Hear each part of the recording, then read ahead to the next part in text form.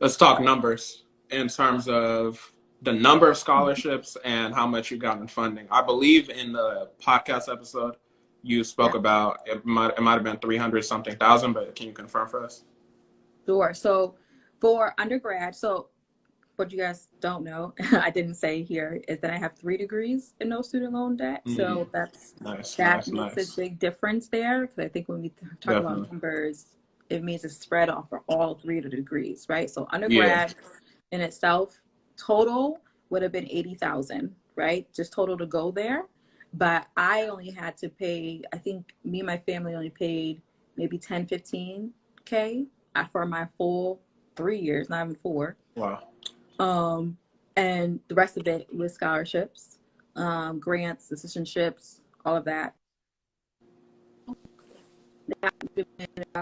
Uh, 30,000 a year, 2 year degree, so 60,000.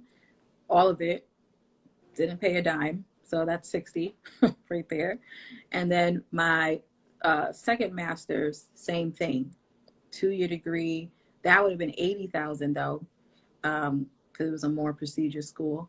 Yeah. And yeah, all of that was free too. I didn't have to pay anything. So what is that? Uh, Sorry, I hate these numbers. It was 80. It was 80, and then 80, we did the 30, 60. 30, 60, 140, and then 80, 80, 160. So it's about 300,000, Mm-hmm, which mm-hmm. is crazy. Can you give us some resources in terms of, what you applied to? Oh my gosh, yeah. So a lot of people ignore local scholarships.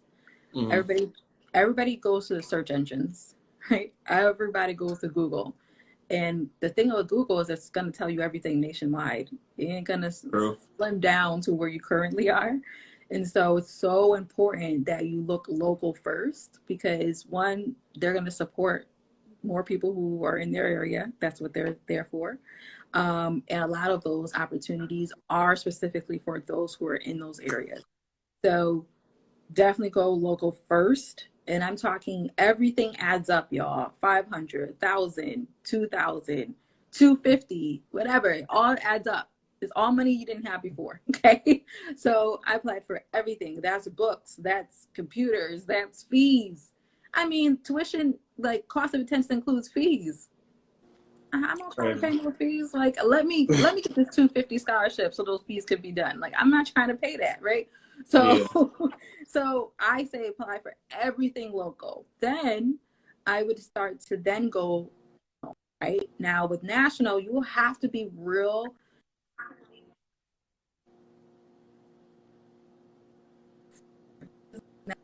Uh-oh. students. Is that whether you have a high GPA or not? There's a lot of scholarships that don't ask you for your GPA at all.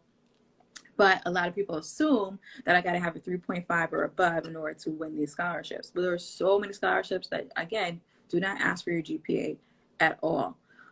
We need to go after those a lot more.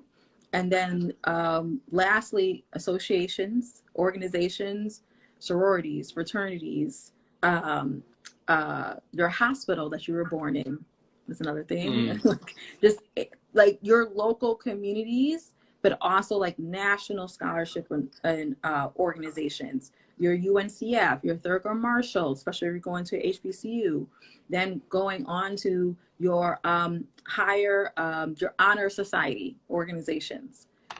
All of those, they're so, I can't even tell you how many scholarships there are. Now, in terms of sites, I will be doing a YouTube channel about auditing scholarship sites. Okay, I will do that because there's too many people saying, oh, go here for scholarships. You'll see it on college websites that there are some scholarship websites and they're not the best, right? And they're not the best for certain reasons. So I'm going to do a YouTube series on auditing scholarship websites so people understand what will be the best sites for them and why I'm ranking them too. So I'm going to have a whole criteria that's of huge. about, so that will help people understand why they should choose one over the other. I'm not going to name some now, but you know what I mean. Um, Yeah. and then lastly, honestly, because I'm kind of like a tech nerd. I really like computer science. I realized that my searching for on Google for scholarships is very different from a person who does not have a tech mind. What I mean by that is we have not taught students how to use a search engine. Mm. So they're just putting in scholarships for high school seniors. Yeah, you're going to be frustrated. Absolutely. Absolutely. I guarantee you, you're going to be frustrated. It's Yeah. because that search, we have not taught students how to actually use a system like a search engine to its maximum capacity. So I will be doing a whole series on that or whatever, because it's so alarming when I ask people, I've been searching for 3 months. Like there was one lady who told me she's been searching for a scholarship for 3 months, and one particular scholarship, mind you, she's been searching for 3 months. Wow. And she asked me about it, and I said, hold on, literally found it in 10 minutes and sent her the application. And so she was like, I've been searching for this for 3 months. And I'm like, all right, know what to tell you, you know? But it comes down to the search part. And it's not because she's not smart. It's not because she didn't put keywords in. It's just that she hasn't learned how to use a search engine to search. And that's very different than just putting in some words in the name, you know, because then she was getting stuff from like a couple years ago. And I'm like, yeah, you missed a couple things that are important. So those are the things I'm looking forward to doing. I'm hoping add some value to a lot of people to help them in this scholarship search, because it is hard. A lot of people like the hardest thing for them is searching for scholarships. I'm actually going to start a clubhouse room actually in 2 weeks as well. Oh, it's called Where the Money Resides. Okay. And it's literally I'm literally sharing scholarships for the week. Totally. Like that's all I'm doing. And then I'm just putting them on my website so that people could, you know, if they missed the clubhouse room, or if they just so happen not to attend, or they did attend and they didn't catch them all, it's on the website. You know, so what's your website? Plug your website in. Oh, www.paidforcollege.com. Kept it all the same. Okay. So the number 4, right? The number 4 college. Make sure y'all go to that. Okay, for sure. Yeah. So that's where everything will be. So people will see new changes on the site and new features and new videos and content. So I'm excited to really jump into this space a little bit more and be more visible.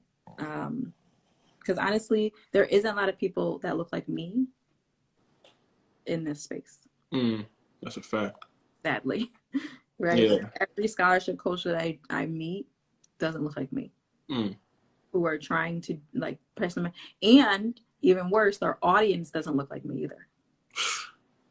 So yeah, it takes out a whole bunch of people who really need it. Yeah. Right? I say that they don't need it, but it's how is one group of people getting information and others not? Now, granted, even how we share information is different. The information she shares is very different than what I share. How I share is very different, all different things. And there's some tips that I have that she doesn't, and vice versa. There's some stuff that she's had that I'm like, oh, okay, I can see how that's helpful, but not to my audience, right? Because her audience might be more upper middle class and higher, right? Yeah. My audience tends to be middle class or lower. That tends to be my audience. And not purposeful, but it's just so happens to be, right? Yeah, I feel that's where a lot of the need is. So I'm happy to fill that space. And so it's just about me stepping up to the spotlight. Gotta do what you gotta do. It goes back to responsibility, like you said, you know what I'm saying? Yeah. So, absolutely. You know, we got 2 more minutes with you to respect your time. In the last 2 minutes, can you let us know what you want listeners to take from your episode? So just as a recap and just a reminder for people that may not have heard the episode talks about how Tanika was able to get funding and scholarships and just get herself through college without even having to take out student loans. She talks about the art of actually writing the right essay to be able to actually win these scholarships. And it just goes in on a lot of different topics regarding scholarships and financial literacy. So y'all definitely want to tune in. It's going to drop on Monday, which is March 22nd at 9 a.m. Eastern time. So yeah, what do you want people to take from your episode? That's the last thing. Bring your pen and paper. I'm Okay. dropping straight gems. I'm telling you, I'm dropping straight gems. So you absolutely, you want to listen to the podcast just like itself, and then go back and listen to it again with a pen and paper, right? And then you want to share with people that you know, because what I'm sharing and how I'm sharing it is so clear and cutthroat that you just like, I wish someone had shared this with me before, or I'm so glad I'm getting it now, right? Definitely. So that's what I would say. I'd say also understand that it doesn't take as much effort as you think it does.